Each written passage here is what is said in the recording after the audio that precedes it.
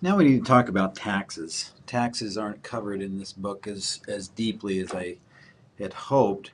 Um, and I think it's an important topic because when we're talking about cash flow, you're never going to be able to avoid the, the idea of taxes and paying taxes. And so the usable cash flows that are available have to be an after tax cash flow. We have to be able to pay the federal and state taxes. They're usually unavoidable, or at least unavoidable in the long term, and cash flow and income available to the shareholders is an after tax cash flow. When we look at the federal tax tables, we can see that there's an average tax rate for most firms, or a statutory tax rate for most firms, of 35%. We'll use this number of 35%. Sometimes 40% is the statutory tax rate when we add on state and local taxes. However, firms typically pay a tax rate that's something less than this because they understand tax law and they understand how to use the current tax code to avoid as much of those taxes as possible. But we'll assume that it's a 35 or 40% tax rate unless otherwise stated. Now, a firm has the ability to avoid some of its taxes by using debt in its balance sheet. Debt has the ability to reduce taxes by the amount of interest paid because that interest can be deducted from taxable earnings. So, for example, let's say a firm's income is 100,000 K or $1 million. The firm has no interest or dividend income. What is the firm's after tax income, assuming a 40% tax rate? Well, if they have no interest income, they can't deduct any earnings or interest from that. If they have no debt, excuse me, they can't subtract any interest from those earnings, and so they have to pay the statutory tax rate on all of that $1 million. So the after-tax income would be the $1 million times 1 minus the tax rate, and that tax rate is the portion that the government will take, which is about 400,000, and they're left with 600,000. Now, if the firm has debt, they can deduct the interest paid on that debt from those taxable earnings. This has the effect of creating this effective or after tax cost of debt because it's like the government is paying a portion of this debt payment. And we calculate the after tax cost of debt by taking the pre-tax or before tax cost of debt times 1 minus the tax rate. Here's an example. A firm's average cost of debt is 7%. They're paying 7% to their debt holders. It has a marginal tax rate of 35%. What is the firm's effective or after-tax cost of their debt? Well, they can reduce some of their taxable earnings. Reducing the taxable earnings reduces their tax bill. That tax bill can kind of be seen as savings in their debt. Their effective tax rate would be the 7% that they're paying to their debt holders on a pre-tax basis times 1 minus the tax rate. They're effectively only paying 4%, 4.44% on the debt that they have. Let's take a look at that, how it works in an income statement. So let's consider a firm has $100 million in debt, has an average cost of debt of 8%. Its annual sales are $600 million, and annual cost of goods sold or variable costs are $475 million. The firm is subject to a 35% marginal tax rate. Now, under current federal law, federal tax law, we can subtract off our variable expenses and fixed expenses and any operating expenses, and that leaves us with, once again, EBIT, or operating income. First, we take off our interest expense. Well, 100 million, 150 million times 8% means that we'd be paying about $12 million in interest. 125 minus the 12 million reduces our taxable earnings by that 12 million, so we're only taxed on 113 million rather than 125 million. That produces a tax expense of 39.55 million and a net income or bottom line of 73.45. Now that's current law. What would happen if the federal government no longer allowed interest to be deducted before taxable earnings. So now we have the same operating earnings. Nothing has changed in our operations. But we pay our taxes first before we subtract off our interest. So we can see here that our tax expense has increased from $39.55 million to $43.75 million. Do we have to pay the same amount of interest? Yes. Our debt holders are still going to require the 8% interest, which means that our bottom line now has shrunk from $73.45 million to $69.25 million.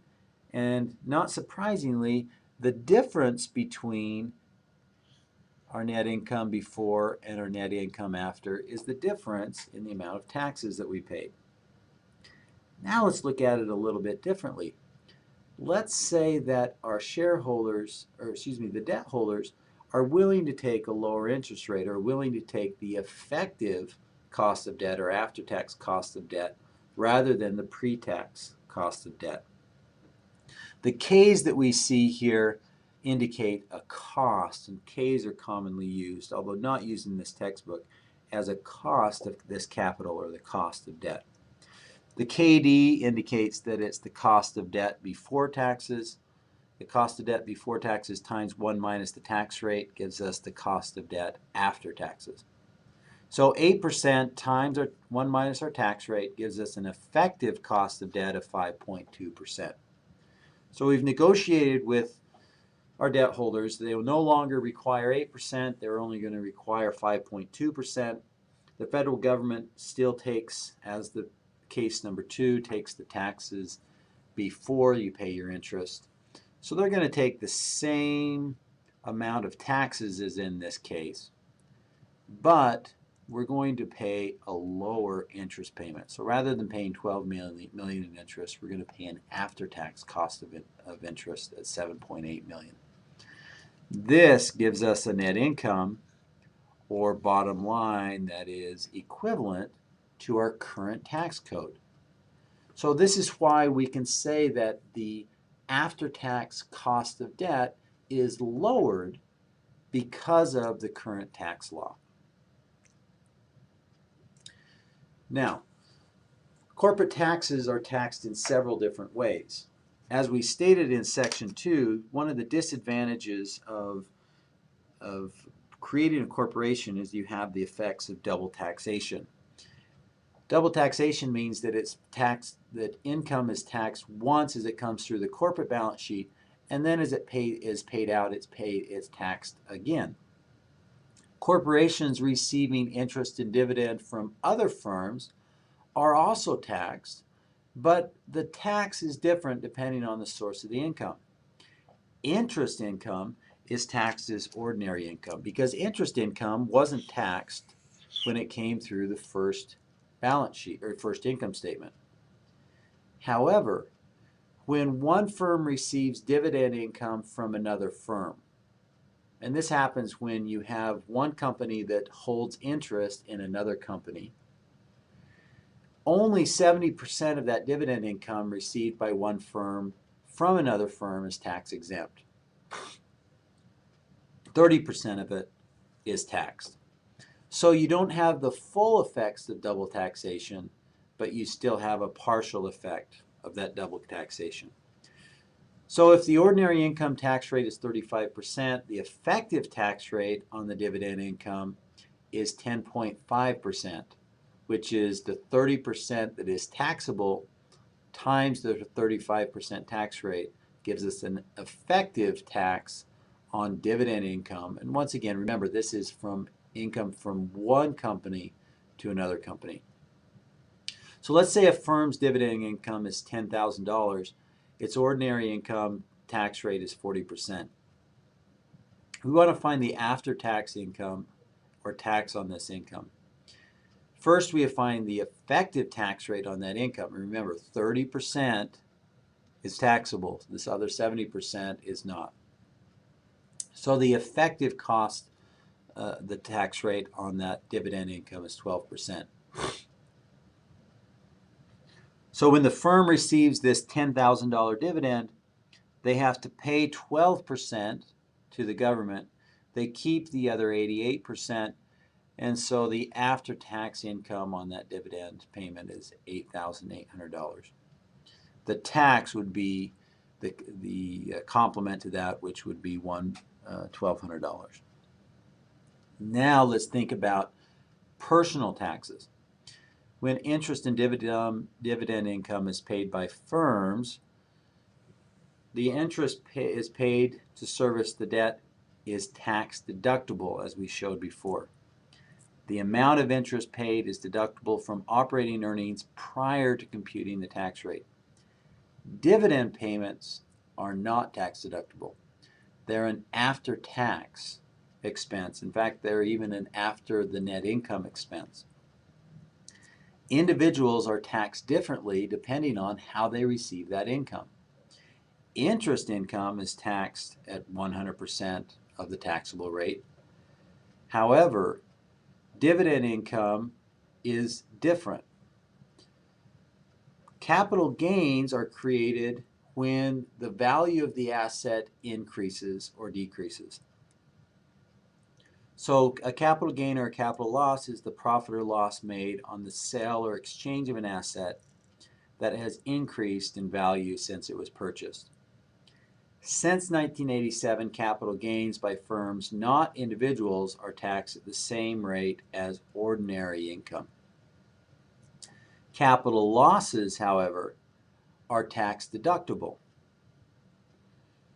If I have a capital loss and I cannot deduct the expense of that capital loss in this period's accounting statement, I have what are called carryovers, carry forwards, and carry backs.